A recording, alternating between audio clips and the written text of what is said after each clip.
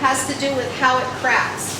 So the more peaks and valleys you put on it, the more of this you do, it'll crack around the high parts, and it'll crack around the high parts on the lowest parts. So what you can do is actually control the cracking of the slip. And if you use an applicator, like if you put dots, it will crack around the dots. It's fired once. Fired once. Yeah. So this is this fire. I fired to 06. It'll work anywhere pretty much 04 to 06, or 06 to 04 actually.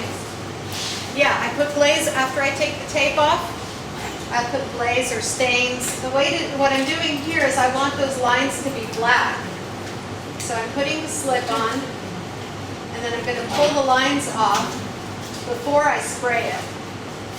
You have to, the timing has to be just right for this kind of thing, because if you pull it off too soon, it just can make a huge mess. And if you pull it off too late, it'll pull big chunks of the slip off with it. A little bit of a different technique, and I'm going to pull these off, and now you have lines.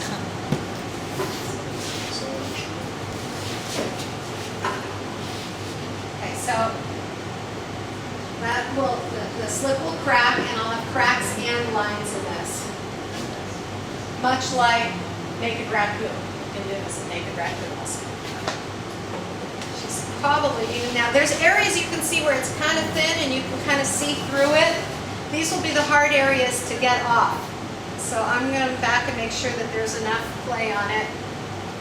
When you first do it, you think, oh, it'll all come off, but there's some areas that if they're really thin, they just want to stay on there. They're really hard to get off. So now I'm going to take a heat gun, and I'm going to start drying it. It will dry by itself. I mean, if I did nothing, it's going to start cracking anyway.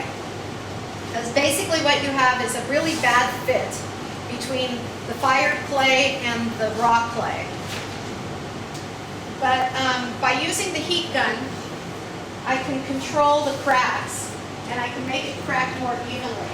Because if it doesn't crack evenly, the thicker areas, like if an area is more, if the clay is thicker, it's going to hold the moisture and it'll crack much slower, whereas the areas that are thinner are going to crack first.